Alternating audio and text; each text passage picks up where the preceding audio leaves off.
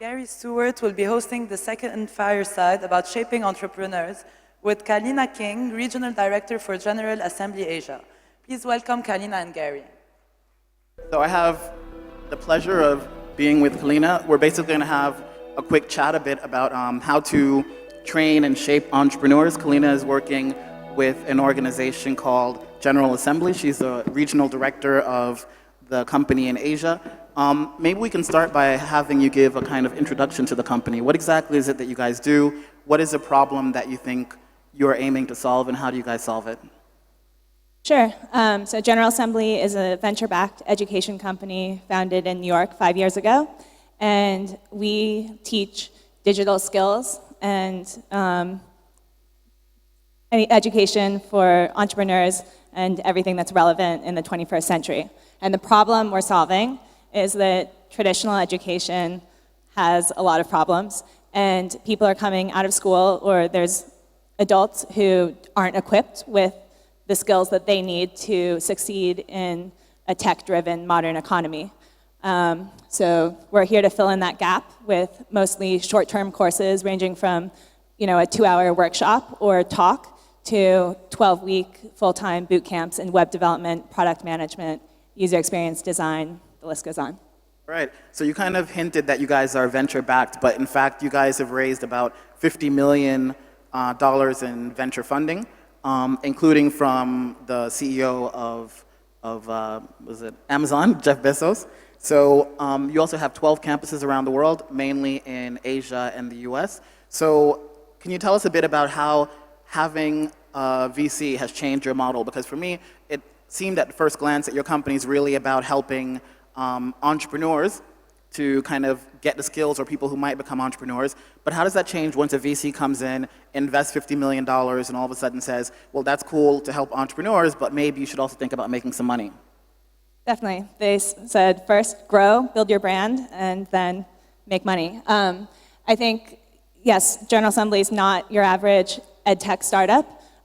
We are pretty much a school. We have classrooms. It's bricks and mortar, and one of the great things about General Assembly is that we have been able to scale up and grow so quickly it's actually going to be 14 campuses worldwide by the end of this year. Some of the kind of differentiating things are that for VC, being a global education brand and providing this kind of education fill in the blank in terms of content means that we are then positioned to expand even further globally with online, scalable delivery of education, new systems for providing effective education, and then as the world changes, as new technologies come or go, that we're building up the right courses and having the best practitioners there to teach them. So do you think that there are any lessons to be learned there for Lebanon? Because we've just had a discussion on accelerators and the idea that people can basically get needed skills through a number of different ways. So in some senses, maybe you and I should be competitors, or maybe we're complementary. How do you see that, and how do you see that working in a market like Lebanon? Yeah, let's grow the pie, not competitors. I think for a country like Lebanon, we're not here yet.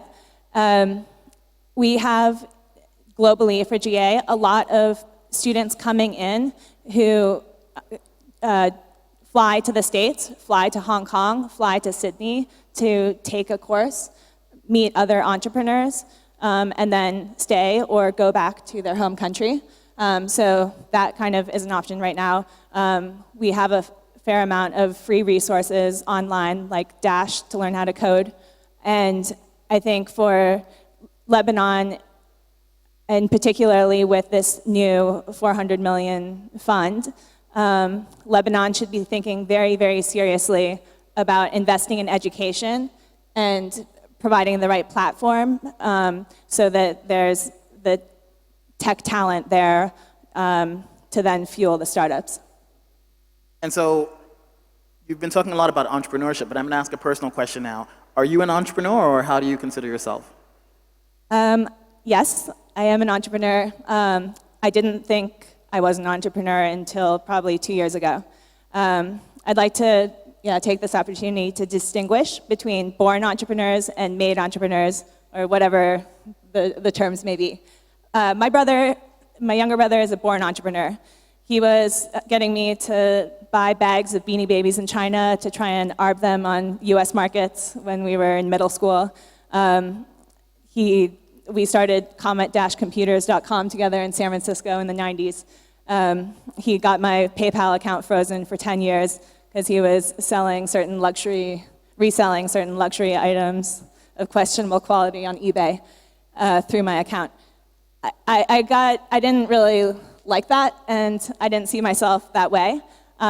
Instead, I was intensely curious about learning, dabbling in different things, and I chose to start out a much more traditional career, first in banking, and then moving into investing, most recently helping start a financial services business, investing into tech and consumer companies in China.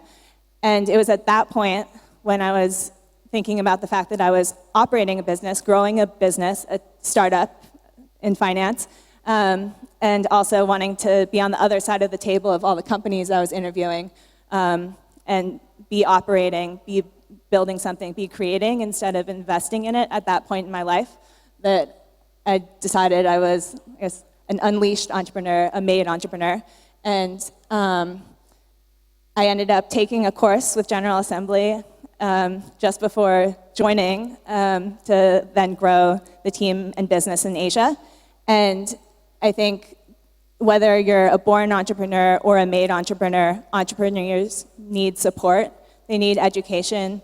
Asali yesterday said, how can people in Lebanon find the gold mine, hit the gold mine, if they don't know, if they've never seen anyone else do it?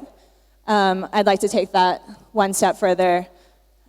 You may have 5 stories of people who've hit the gold mine or seen it on TV. You still need some tools to get started and figure out how to find your gold mine. So, you were responsible for helping to launch the product in Hong Kong. Do you see any similarities between the market in Hong Kong and Lebanon at all? I don't have the perception that the entrepreneurial ecosystem in Hong Kong is very vibrant, or maybe I'm mistaken, but. I think it is vibrant. It is very small, and it's, we're GA the size that it is today. Hong Kong, frankly, probably wouldn't have been our first market in Asia. That said, I love Hong Kong, thrilled to be there. Similarities between Hong Kong and Lebanon. I think there's a lot of passionate people I've met the past few days here. There's definitely almost more need for General Assembly than in a city like San Francisco, where we're launching 4 front-end web development courses every 3 weeks. And in General Assembly Hong Kong, as might happen with these types of education programs or partnerships in Lebanon, General Assembly has grown the startup ecosystem, the community's built around us, and we're right in the heart of it and have grown up with it. And that's a story that even General Assembly New York had back when Silicon Valley was the only name in town 5 years ago. So with your banking background then, I guess the business model must be really, really important to you. Can you tell us a bit about what your business model is, and how does that go with the kind of more social aim of trying to help entrepreneurs? Sure. So we charge tuition for our courses, and tuition for evening courses ranges from $3,000 to $4,500 US. Courses can be up to 10 weeks long, and for a full-time program, that's $8,000 to $12,000. So as you pointed out earlier, we're kind of almost in the territory of a mini MBA or some type of program. The individuals most often pay tuition. Sometimes companies sponsor it. We have a scholarship fund called the Opportunity Fund. There's a lot of financing. There's different models there, but right now we're here for the individuals. And so it's the most impartial way to operate in providing excellent education Cool. So I think I have just like one more question, and then we can kind of maybe open it up to anyone in the audience that might have one for you as well. I was going to ask you, you know, it's hard to kind of see clearly like what the differentiator is or why someone wouldn't be able to copy what you guys are doing. And earlier there was a lot of discussion about whether copycats are good or bad. How would you feel about someone kind of copying the idea and bringing it to Lebanon? Do you see your model as kind of like open source, or I mean, just kind of give us some feedback as to would you guys collaborate with such an initiative, or how does that work? Definitely. A few points here. A lot of what we do is open source. You know, the amount of information out there to learn how to code, learn how to build a website is on the internet 500,000 times over. What the competitive advantage that General Assembly offers is kind of your shaman through the learning experience. One practitioner, a few instructors who will tell you their way of doing it, and just follow their shortcuts. And then from another perspective, I think that one of the big things for GA globally is the fact that we put people first, and we're very, very much, as accelerators are, increasingly about the network effects, the community, and the fact that each class of students not only has GA for their backing them, their instructors, but also that whole class supporting each other and the alums in the past and future and present. So it's very much open to other educational opportunities. We've been flattered to have copycats in most of the markets in which we operate. People are still choosing to come to GA. All right, so I think that was my last question. Are there any questions from the audience? Thank you very much. Just a quick question. Do you think that entrepreneurs should rather, I mean, they have limited budgets, so probably they would want to spend their money on their startups. So maybe they would go rather for accelerators or incubators. And how do you see that in terms of your offering?